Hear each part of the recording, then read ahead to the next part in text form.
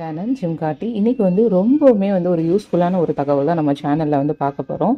அதாவது birth certificate உங்களோடது தொலைஞ்சிருச்சா, அப்படி இல்லை அப்படின்னா அதில் ஏதாவது நேம் கரெக்ஷன்ஸ் இருந்தால் அதை எப்படி பண்ணுறது, அதுக்கப்புறம் அதை எப்படி ஈஸியாக நம்ம வாங்குறது, அதை பற்றி தான் இந்த பதிவில் நம்ம ஃபுல்லாக பார்க்க போகிறோம். அதாவது பர்த் சர்டிஃபிகேட் அப்படிங்கிறது ஒருத்தரோட அடையாளத்தோட உறுதி செய்யக்கூடிய மிக முக்கியமான ஒரு ஆவணம்.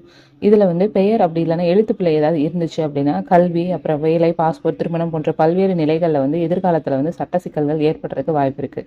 அதனால் இந்த பிறப்பு சான்றிதழில் உள்ள பிழைகளை உரிய முறையில் திருத்துறது ரொம்பவுமே அவசியம். அதை பற்றி தான் இங்கே சுருக்கமாக நம்ம பார்க்க போகிறோம். பர்த் சர்டிஃபிகேட் வாங்கணும் அப்படிங்கிறது சமீப காலமாகவே ரொம்பவுமே ஈஸியான ஒரு விஷயமா ஆயிடுச்சு. குழந்தை பிறந்ததுமே அந்த தகவலை மருத்துவமனையில் இருக்கக்கூடிய செவிலியர் அப்படி இல்லைன்னா நகராட்சி, பேரூராட்சி, ஊராட்சி அலுவலகத்திற்கு பதிவு செய்கிறாங்க. இந்த பதிவு செய்யப்பட்ட பின்னாடியே பார்த்திங்கன்னா பிறப்பு சான்றிதழ் வழங்கப்படுது. விஷயம் என்ன சொல்கிறாங்கன்னா 21 நாட்களுக்குள்ளே உங்களோட பிறப்பு சான்றிதழ் பதிவு செய்கிறது ரொம்பவுமே அவசியம் அப்படின்னு சொல்கிறாங்க. அப்படி இல்லைன்னா கண்டிப்பாக உங்களுக்கு அபராதம் கிடைக்கும்.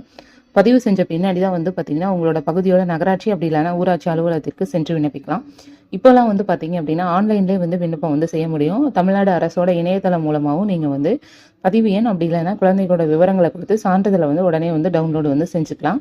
அதுக்கு மருத்துவமனையில் கொடுக்கக்கூடிய பிறப்பு, அதுக்கப்புறம் பெற்றோரோட ஆதார், அடையாள அட்டை இருந்தாலே போதும். இப்போல்லாம் பார்த்திங்கன்னா ப்ரைவேட்டில் அவங்களே உங்களோட டீட்டெயில்ஸ் எல்லாமே கலெக்ட் பண்ணிவிட்டு அந்த லோக்கலில் இருக்க அந்த நகராட்சிக்கு அந்த ஃபார்மை சென்ட் பண்ணிடுவாங்க. 21 நாட்களை கடந்த அந்த ஃபார்ம் ஒரு வேளை போச்சு அப்படின்னா கண்டிப்பாக உங்களுக்கு ஃபைன் போடுவாங்க. ஆனால் அதையும் பார்த்திங்கன்னா சம்மந்தப்பட்ட அலுவலகத்தில் நம்ம எளிதாக வாங்கிக்கலாம் அப்படின்னு சொல்கிறாங்க. பிறப்பு சான்றிதழில் அதாவது பர்த் சர்டிஃபிகேட்டில் ஏதாவது பிழைகள் இருந்தது அப்படின்னா என்ன பண்ணணும்னா, பிறப்பு சான்றிதழில் இருக்கக்கூடிய சின்ன சின்ன எழுத்து பிழைகளை சரி செய்கிறது ரொம்பவுமே ஈஸி. அதுக்காக சம்மந்தப்பட்ட நீங்கள் எங்கே பர்த் சர்டிஃபிகேட் வாங்கினீங்களோ அங்கேயே போயிடணும். அங்கே இருக்கக்கூடிய அந்த கிராம நிர்வாக அலுவலரை பார்த்து நீங்கள் மனு அளிக்கணும். குழந்தையோட பெற்றோரோட அடையாள சான்றிதழுக்கான மருத்துவமனையிலேருந்து வழங்கினாங்கன்னா இந்த டிஸ்சார்ஜ் சம்மரி அந்த ஆவணங்களை சமர்ப்பிக்கிறது ரொம்பவுமே முக்கியம். அதிகாரிகள் அதை சரிபார்த்து பிழைகளை திருத்தி தருவாங்க. இந்த வகையான திருத்தங்களுக்கு பார்த்திங்கன்னா அரசிதழ் அறிவிப்பு ரொம்ப தேவையில்லை. அதாவது அந்த பிராமண பத்திரம்னு சொல்லுவாங்க, அது மட்டும் இருந்தாலே போதும். பெயரை மாற்றணும்னா என்ன பண்ணணும் அப்படின்னா, ஆனால் பிறப்பு சான்றிதழில் முழு பெயரை மாற்ற வேண்டிய சூழ்நிலை ஏற்பட்டுச்சு அப்படின்னா அதுக்கான நடைமுறை கொஞ்சம் பெருசாக தான் இருக்குது. இதுக்கு நீங்கள் முதல்ல தமிழக அரசோட அரசிதழ் பெயர் மாற்றம் செய்யணும். அதாவது 18 வயதுக்கு குறைவானவர்களுக்கான விண்ணப்பங்களை பெற்றோர் அல்லது சட்டப்பூர்வமாக பார்த்திங்கன்னா பாதுகாவலர் அந்த கையொப்பம் அதில் இருக்கணும். 60 வயதுக்கு மேற்பட்டவங்களோட பெயர் மாற்றம் செய்யணும் அப்படின்னா பதிவு பெற்ற மருத்துவரிடம் பெற்ற ஆயுள் சான்றிதழை நீங்கள் இணைக்கணும். அரசிதழோட பெயர் மாற்றத்திற்கான கட்டணம் ரூபாய் 750 சொல்கிறாங்க. இதை நீங்கள் karulam.tn.government.in அப்படிங்கிற இணையதளம் மூலமாக நீங்கள் செலுத்தலாம். பெயர் மாற்றத்திற்கான விண்ணப்ப படிவங்கள் பார்த்தீங்க அப்படின்னா sanitaryprinting.tn.government.in அப்படின்ற இணையதளத்திலேருந்து நீங்கள் பதிவிறக்கம் செய்து கொள்ளலாம் அப்படின்னு சொல்கிறாங்க. விண்ணப்பத்தோடு நீங்கள் என்னென்ன பண்ணணும் அப்படின்னா, பழைய ஓல்டோட பர்த் சர்டிஃபிகேட்டு அந்த காப்பி, அப்புறம் ஆதார், ரேஷன் கார்டு, அப்புறம் பர்த் சர்டிஃபிகேட், இது மூணுமே பார்த்திங்கன்னா லேட்டஸ்ட்டாக எடுத்துருக்கீங்க இல்லையா ஒரு ஃபோட்டோ, அது மூணுமே அதோட இணைக்கணும். பெயர் மாற்றத்திற்கான திருத்தங்கள் அரசிதழ் பெயர் மாற்றம் வெளியான பின்னாடி, அதாவது நியூஸ் பேப்பரில் உங்களோட பெயர் மாற்றத்திற்கான அந்த கோர்ட் வக்கீல் மூலயமா நம்ம அப்பீல் பண்ணிப்போம்ல, அந்த அறிவிப்போட நகலை பிறப்பு பதிவாளர் அலுவலகத்தில் விண்ணப்பிக்கணும். புதிய பிறப்பு சான்றிதழை உங்களால் பெற முடியும். அதுக்கு பின்னாடியே பார்த்தீங்க அப்படின்னா ஆதார், பாஸ்போர்ட், அப்புறம் பின்னாடி இருக்கக்கூடிய மற்ற ஆவணங்கள் எல்லாத்துலேயுமே மாற்ற முடியும் அப்படின்னு சொல்கிறாங்க. அரசிதழ் பெயர் பிரசிக்கப்பட்ட பிறகு 5 நாட்களுக்கு அப்புறமா அதனை நம்ம நேரில் போய் வாங்கிக்கலாம். அப்படி தபால் மூலமாக அப்படி இல்லைன்னா அனுப்பி வைக்கலாம். ஒரு முறை பெயர் மாற்றம் செஞ்சிட்டிங்க அப்படிங்கிறா உங்களோட பெயர் என்கிற அப்படிங்கிற பெயரில் மீண்டும் பிரசிக்க அனுமதிக்கு கிடையாது.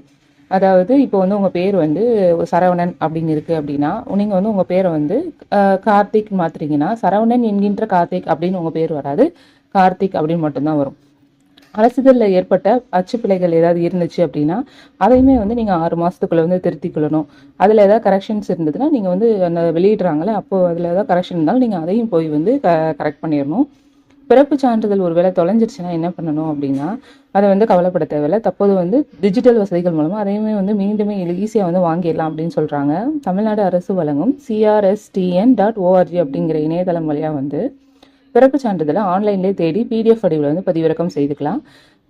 பிறந்த நபரோட பெயர், அப்புறம் பிறந்த தேதி, அப்புறம் பாலினம், மாவட்டம் போன்ற விவரங்களை நம்ம உள்ளீடு செய்யணும். பதிவு இருந்துச்சு அப்படின்னா உடனடியாக சான்றிதழ் கிடைக்கும். இந்த வசதி 1/1/2018க்கு பின்னாடி தான் பதிவு செய்யப்பட்ட பிறப்புகளுக்கு தான் இருக்குது. ஓல்டர் வெர்ஷன்ஸ்க்கு வந்து இது கிடையாது. அதுக்கப்புறம் வந்து பார்த்திங்கன்னா சென்னை, கோயம்புத்தூர், மதுரை போன்ற மாநகரங்களில் வந்து பார்த்திங்கன்னா மாநகராட்சி இணையதளங்கள் மூலமாகவும் வந்து பார்த்திங்கன்னா பிறப்பு சான்றிதழை நம்ம நேரடியாக வந்து டவுன்லோட் செஞ்சுக்கலாம். 2018க்கு முந்தைய பதிவுகளுக்கு சில இடங்களில் வந்து நேராக வந்து பார்த்திங்கன்னா அலுவலகம் செல்ல வேண்டியது வந்து இருக்கலாம். இருந்தாலும் பழைய பதிவுகளையும் டிஜிட்டல் வடிவில் மாற்றும் பணிகள் கொஞ்சம் நடைபெற்றுட்டு இருக்கு. எதிர்காலத்தில் வந்து பார்த்திங்கன்னா அதுவுமே வந்து ஆன்லைனில் வரதுக்கு வந்து பார்த்திங்க அப்படின்னா கிடைக்கும் அப்படின்னு சொல்லிட்டு எதிர்பார்க்கப்படுது. இது ரொம்பவுமே வந்து ஒரு பயனுள்ள தகவலாக இருக்கும்னு நான் நம்புகிறேன்.